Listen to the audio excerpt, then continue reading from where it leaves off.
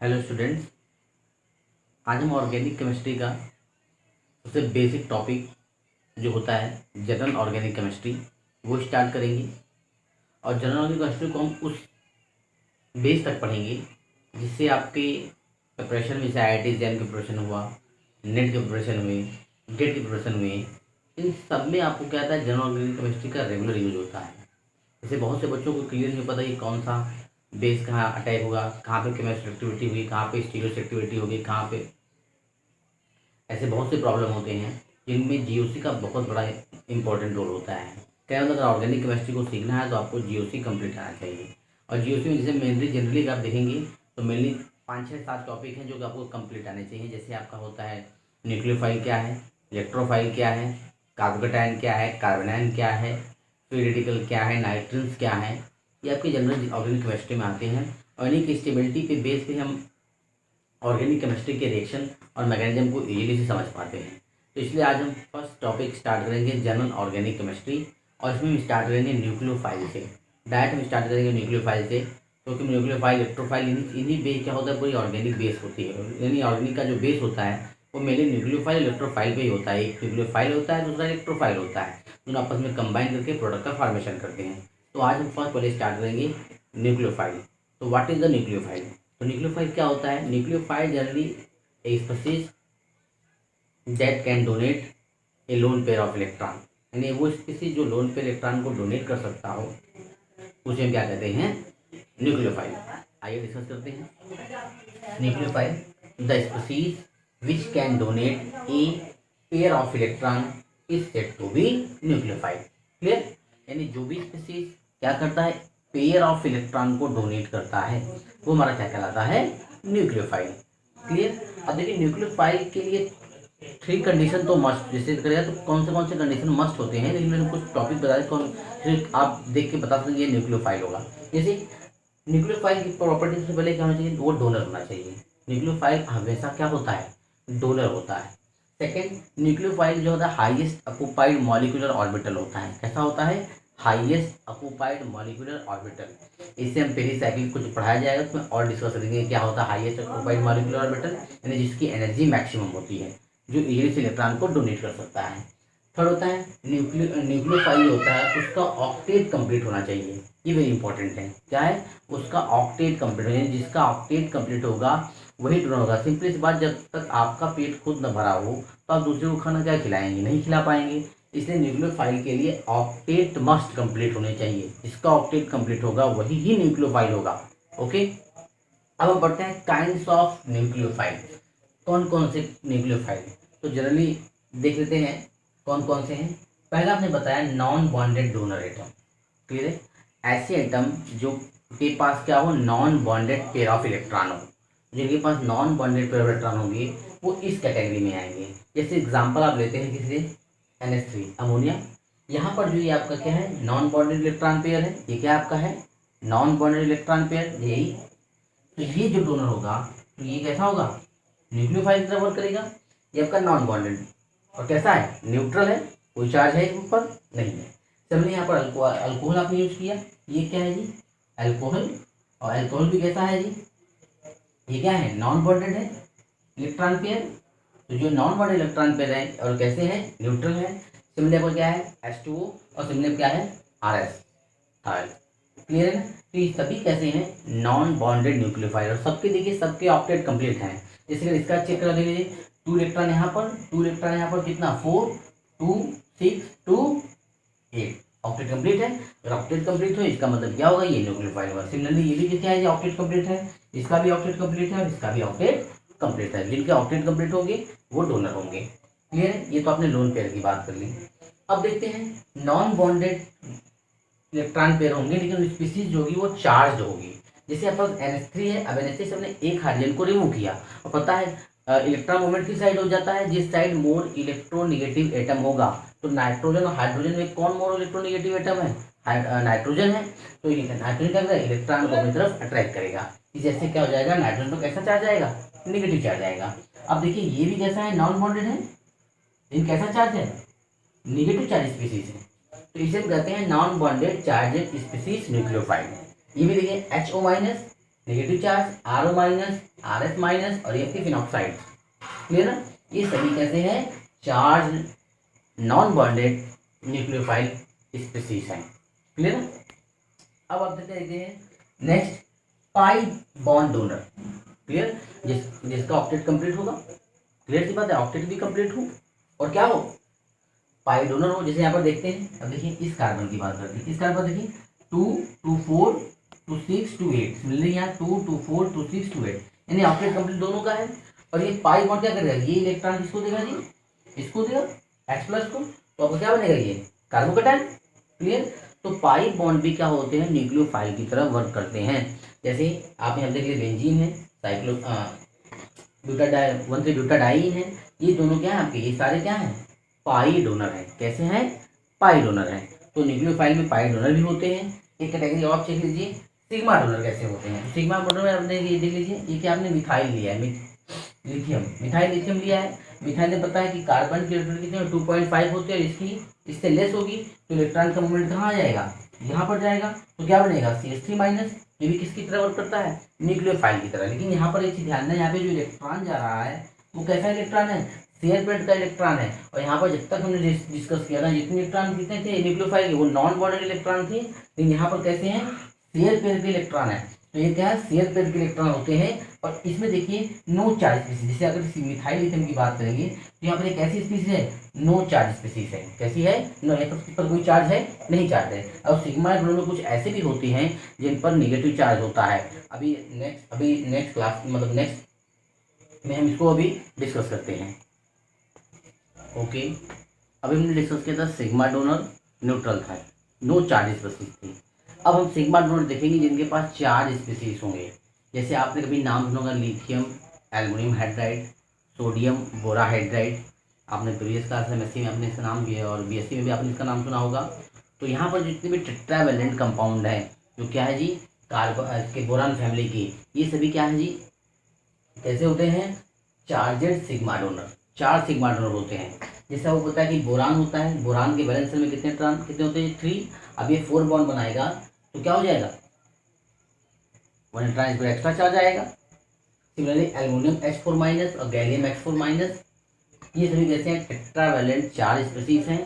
और हमेशा क्या करते हैं, हाइड्राइड डोनर होते हैं। जैसा आपको पता है ना, BH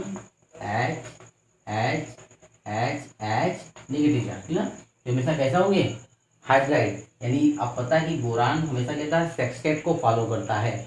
अगर बोरान सेक्सटेट, यानी ये क्या है जी, आपको पता है कि अपवाद होता है। बोरान अगर सेक्सटेट को फॉलो करेगा तो इसका मतलब ये हुआ कि पहले तो ये क्या कर रहा है, ऑक्टेट होकर कंप्लीट हो जाता है, लेकिन बाद में क्या करता है, कहने का मतलब जैसे अगर आप बहुत कम खाना खाएं या बहुत ज़्यादा फिर खाना खा लिया, या बाहर क्या कर, बाद वोमिटिंग कर देते हैं ना। सिमिलरली बोरान का भी यही हाल है, पहले तो बहुत भूखा रहता है, पहले तो खाएगा बहुत तेजी से, यानी एच को बहुत फास्ट एक्सेप्ट करेगा, सेक्सटेट से ऑक्टेट में जाएगा। लेकिन जैसे ऑक्टेट कंप्लीट होगा फिर यहाँ से H माइनस को बाहर करेगा, किस फॉर्म में निकालेगा, हाइड्राइड फॉर्म में। क्लियर? तो H माइनस निकला, H माइनस कैसा होगा, न्यूक्लियोफाइल। वो कैसा न्यूक्लियोफाइल होगा, निगेटिव चार्ज स्पीसीज न्यूक्लियोफाइल होगा। ओके, एक और बहुत इंपॉर्टेंट नेम है, जनरली आप यूज भी करते हैं, डाई आइसोब्यूटाइल एल्युमिनियम हाइड्राइड। ये भी क्या है जी, हाइड्राइड डोनर है। ये भी कैसा है, हाइड्राइड। ये भी कैसा है, नेगेटिव चार्ज सिग्मा डोनर है। क्लियर? इसका स्ट्रक्चर आपने देख लिया। ये भी क्या है, लिथियम, ये है आइसोब्यूटाइल, तो डाई आइसोब्यूटाइल एल्युमिनियम दैट से हाइड्राइड, जो कि H माइनस के फॉर्म में ये बाहर निकलेगा। और इसका काम क्या है भाई, एस्टर को रिड्यूस करता है। किसको रिड्यूस करता है, एस्टर को एल्कोहल में रिड्यूस करता है। अब हम देखते हैं नेक्स्ट एम्बिडेंट न्यूक्लियोफाइल। तो नाम एम्बिडेंट आप जनरली बहुत बार पढ़े भी होंगे। जैसे उभयचर जो दोनों में होते हैं, जैसे आपने देखा होगा बैठक नवोत्थल दोनों में होता है, वैसे एम्बिडेंट में क्या होता है, तो डेफिनेशन चेंज है इसमें कि the species which have more than 1 donor atom, जिसके पास क्या हो, एक से अधिक डोनर एटम हो, उसे हम कहेंगे एम्बिडेंट न्यूक्लियोफाइल। अब एग्जांपल हम देखते हैं, जैसे यहाँ पर साइनाइड। तो साइनाइड में कहते हैं कि यहाँ पर ये नाइट्रोजन से भी डोनेट कर सकता है और कार्बन से भी डोनेट कर सकता है। क्लियर? तो आप बताइए इसी मॉलिक्यूल के अंदर कितने डोनर, 2 डोनर एटम हो गए, तो ये कैसे न्यूक्लियोफाइल हो गए, एम्बिडेंट। चलिए देखो नाइट्रो कंपाउंड देख लो, ये स्ट्रक्चर नाइट्रो कंपाउंड का, ये ऑक्सीजन से भी डोनेट कर सकता है और नाइट्रोजन से भी डोनेट कर सकता है, ये भी कैसा हो गया, एम्बिडेंट। देखो डाइमिथाइल सल्फोक्साइड स्ट्रक्चर, ये ऑक्सीजन से भी डोनेट कर सकता है और सल्फर से भी डोनेट कर सकता है। ये कैसा हो गया, एम्फीडियन न्यूक्लियोफाइल। नेक्स्ट एग्जांपल देखते हैं, ये सल्फर से भी डोनेट कर सकता है और सल्फोक्साइड है, बेंजीन सल्फोक्साइड, ये भी क्या है, ऑक्सीजन से डोनेट कर सकता है। सिमिलरली इन्यूलेट को भी देख लीजिए, यहाँ पर इन्यूलेट है, इन्यूलेट मतलब ये आपको स्ट्रक्चर दिया है इन्यूलेट का, यहाँ पर ये इससे भी दे सकता है और यहाँ से ये मूवमेंट करके यहाँ पर नेगेटिव चार्ज जनरेट करेगा इस कार्बन पर, और यहाँ से भी क्या कर सकता है, इलेक्ट्रॉन को डोनेट कर सकता है। तो ये कैसे हो गए, एम्बीडेंटेड न्यूक्लियोफाइल। तुमने ये सारे टाइप की जो न्यूक्लियोफाइल है वो आपको इजीली से डिस्क्राइब कर दिया। ओके, देखिए न्यूक्लियोसिटी को और अच्छे से हमको समझने के लिए हम एक टर्म और यहाँ पढ़ेंगे, पोलराइजेशन, क्योंकि वेरी इंपॉर्टेंट है, क्योंकि polarisation is directly proportional to nucleophilicity. ये वेरी इंपॉर्टेंट पॉइंट है, इसलिए हमको पोलराइजेशन को पढ़ना पड़ेगा, और पोलराइजेशन में कौन कौन से इफेक्ट होते हैं वो भी हम डिस्कस करेंगे। क्लियर है? तो व्हाट इज द पोलराइजेशन, आपने पढ़ा भी होगा, डिफॉर्मेशन या distortion of electron density. Electron density का, न्यूक्लियस के अराउंड जो इलेक्ट्रॉन डेंसिटी होती है उसका डिफॉर्मेशन होना ही क्या कहलाता है, पोलराइजेशन। जैसे आप यहाँ पर चेक करते हैं, हमें डिफॉर्मेशन और डिस्टॉर्शन ऑफ इलेक्ट्रॉन डेंसिटी, इसी को हम कहते हैं पोलराइजेशन। जैसे मान लीजिए आपका ये न्यूक्लियस है, इसके अराउंड क्या है जी, इलेक्ट्रॉन डेंसिटी है, इसके अराउंड इलेक्ट्रॉन डेंसिटी, पर यहाँ पर हम देख रहे हैं कि इसकी इलेक्ट्रॉन डेंसिटी में कोई डिफॉर्मेशन दिख रहा है, नहीं दिख रहा। लेकिन यहाँ पर देखिए आपका न्यूक्लियस रहा, देखिए इसकी क्या हो रहा है, एक साइड इलेक्ट्रॉन डेंसिटी मैक्सिमम है, एक साइड इलेक्ट्रॉन डेंसिटी क्या है जी, मिनिमम है। लेकिन यहाँ पर हम देख रहे हैं कि जो इलेक्ट्रॉन डेंसिटी का एक साइड डिफॉर्मेशन हुआ। क्लियर है? एक साइड क्या हो गया, डिफॉर्मेशन हुआ। इसका मतलब ये क्या है, नो पोलराइजेशन यहाँ पर हुआ, लेकिन यहाँ पर क्या हो गया, पोलराइजेशन हुआ, यानी इलेक्ट्रॉन डेंसिटी का डिफॉर्मेशन हुआ। तो इसी को हम कहते हैं पोलराइजेशन। अब देखते हैं पोलराइजेशन कहाँ पर होता है, जिसे और आपको समझना, अगर और समझना है, जैसे अगर आप मान लीजिए पोलराइजेशन और समझना है, यानी डिफॉर्मेशन क्या है। जैसे आप क्या करते हैं, आटा गूंथते हैं, अब आटा गूंथते हैं तो पहले आप बराबर गूंथते हैं, तो एकदम जैसे घर में देखते हैं तो बहुत अच्छा सा बनता है। जैसे चाहे उसके गोल बना लेते हैं, लेकिन आटे को बहुत गीला कर दो तो देखिए जिस साइड बहुत ज़्यादा गीला हो उस साइड, इस साइड झुक जाएगा, फिर इस साइड झुक जाएगा। कहने का मतलब उसकी जो इलेक्ट्रॉन जिससे कहने जो उसकी शेप है वो डिफॉर्मेशन हो जाएगी, उसका शेप वैसा नहीं होगा, उसका शेप कैसा हो जाएगा, डिफॉर्मेशन हो जाएगा। ये राउंड, जैसे न्यूक्लियस के राउंड जो इलेक्ट्रॉन डेंसिटी है, यहाँ पर शेप कैसा है, एकदम आपका शेप जो है इसमें डिफॉर्मेशन नहीं हुआ है, पर यहाँ पर शेप क्या हो गया है, डिफॉर्मेशन हो गया है। हाँ, अब चेक करते हैं आयंस। आयंस सब होता है, दो टाइप के होते हैं, एक होता है कैटायन, एक होता है एनायन। अब हमें चेक करना है कि पोलराइजेशन किसमें मैक्सिमम होगा, कैटायन में मैक्सिमम होगा या एनायन में मैक्सिमम होगा। तो इसको हम डिस्कस करते हैं किसमें ज़्यादा होगा। तो मैंने पहले बताया था, अगर आप सही जिसकी साइज बहुत बड़ी हो, क्लियर, वहाँ पर पोलराइजेशन ज़्यादा होगा, जिसकी साइज छोटी है वहाँ पोलराइजेशन ज़्यादा होगा। तो अगर देखा जाए तो पोलराइजेशन कहाँ होगा, जिसकी साइज बहुत बड़ी होगी। यानी जनरली है तो कैटायन जो होगा उसमें पोलराइजेशन कम होगा, और एनायन होगा उसमें पोलराइजेशन मैक्सिमम होगा। वो भी हम देखते हैं कैसे होता है। देखो, अगर सोडियम की बात करते हैं तो सोडियम का इलेक्ट्रॉनिक 2 फर्स्ट सेल में 2 इलेक्ट्रॉन और अदर सेल में कितने, 8 इलेक्ट्रॉन। लेकिन यहाँ पर इसका एटॉमिक नंबर कितना होता है, 11, और नंबर ऑफ इलेक्ट्रॉन यहाँ पर कितने हैं, 10। यानी यहाँ पर हम अगर बात करें तो प्रोटॉन क्या है, मैक्सिमम है, और प्रोटॉन मतलब न्यूक्लियर का चार्ज, न्यूक्लियर चार्ज मतलब मैक्सिमम है। तो जहाँ पर न्यूक्लियर चार्ज मैक्सिमम होगा तो इसके अराउंड जो इलेक्ट्रॉन डेंसिटी है इसको डिफॉर्मेशन करना इजी नहीं होगा। क्यों नहीं होगा, क्योंकि इनके बीच जो होगा फोर्स ऑफ अट्रैक्शन मैक्सिमम होगा। क्यों होगा, क्योंकि न्यूक्लियर चार्ज यहाँ पर क्या है, ज़्यादा है। एक तो पॉइंट आपका ये रहा। अब देखिए क्लोरीन की बात करते हैं, तो क्लोरीन में फर्स्ट में 2, सेकंड में 8 और थर्ड में भी 8 होता है। 7 पर 1 आपने ले लिया तो कितना हो गया, 8। तो अब होता है अगर इसमें एटॉमिक नंबर की बात तो क्लोरीन का एटॉमिक नंबर कितना होता है जी, 7 होता है। तो यहाँ पर नंबर ऑफ प्रोटॉन कितने हो गए, 7, और नंबर ऑफ इलेक्ट्रॉन कितना हो गए, 18।